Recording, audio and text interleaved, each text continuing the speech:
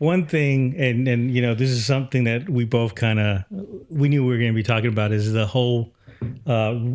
You know what? I'll just ask you, what do you think about the relationship aspect or moment in the film? Well, I thought it was more about the guy, the main character. And I'm bad with names, so his name was Alex. Yeah, that's right. What was his last name by the name? It was Horold. Because you hear his first name more than anything. What was it, Pablo? Honold. Honnold, Honnold. Oh, thank you, Honnold. And for those of you who don't know, that's Pablo in the distance giving us. He's our fact checker.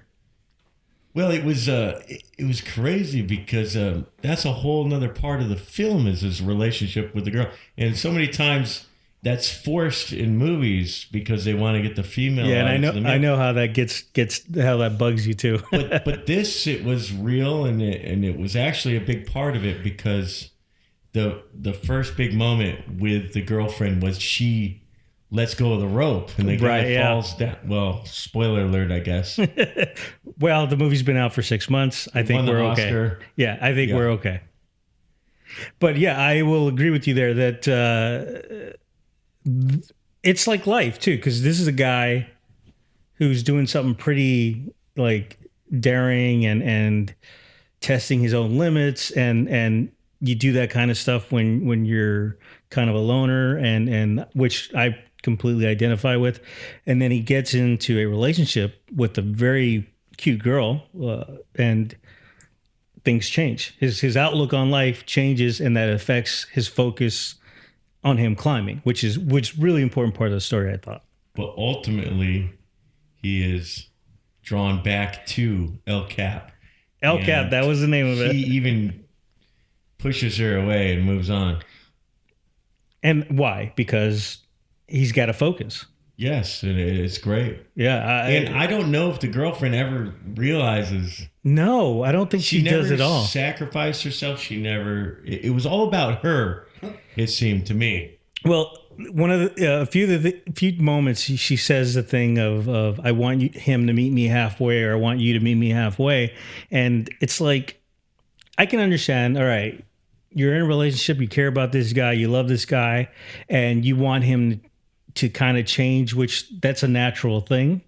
When two people enter in a relationship, they're gonna change aspects of themselves. But this is a particularly unique individual who's doing a very unique thing, and he needs to be at that high level. And I don't think she realized like how important that is, because the moment she's making him to make a decision or a choice, it throws him off his game.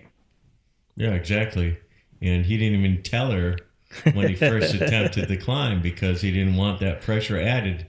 And it seemed to take her a while to figure it out. You know what it reminded me of? It's the whole Rocky thing. What was because I'm a fighter. You can't win. Yeah, it's a great scene at the stairs. It's exactly what that was. That whole. But then once he clears his head and he's ready to go, then Well, it's like, so I think like for all you women out there that may be listening to this, when you're with a guy that's doing something that's pretty important, or they think is very important and maybe even dangerous, you've got to support them, right? Like you've got to make them better, because what she was doing was making it more dangerous for him to do what he was doing, and he fell. Like that's. Yeah, and the big giveaway was he was uncomfortable with the cameras in the beginning. Yeah, and hers even magnifies it more with the attention she's giving him. He was very shy when he was a young kid. Oh yeah, all of that stuff. So he definitely needed that space, and that helped him. Yeah. When he got breathing room there. Yeah, that was interesting. The whole thing about him being a kid, when he was a kid, and his father they didn't really diagnose him, but they said that he probably had Asperger's, or he was on the spectrum or whatever. Well, and his father died when he was 19 years old. Yeah. That was a huge thing for me, because there was a moment where they said when you're climbing, you're already dead. Oh, wow. I didn't catch that. Yeah. and which means you can't climb and have something to live for. You have to have nothing. Remember, he said somebody will probably beat this, but it'll be somebody that has nothing to live for. Yeah, I do remember that. Yeah. And when his father died when he was 19, maybe he died himself. Yep. Or he felt that way. Right. And his father also was somebody who was very influential in his early climbing experiences, who took him to the gym and everything. Yeah, so that's kind of a way of reconnecting with his father. Yeah. But he didn't talk about his mother much or any other family, you right. know. He did seem, there was something where you couldn't really figure him out. He seemed kind of like a ghost, you know. Yeah, really aloof.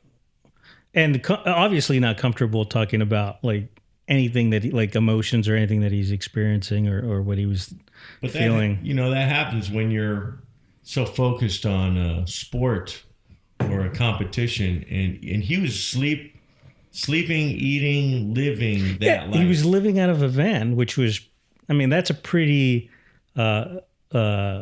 Spartan lifestyle. One of the best scenes in the movie, I thought, was when he went excuse me, I hit the mic there for a second. But one of the best scenes in the film was when he went move for move on the rock. One of the toughest moves. Yes. And he goes, I put a thumb here and I put a thumb there and a toe there. And he describes it. That tells you he knew the whole layout. Yeah. That's what it takes. He's not just a good rock climber. He studied this and practiced. No. He definitely said, like, you have to be perfect. So he had every move planned and laid out, and he knew it by heart. So, I mean, that right there is impressive.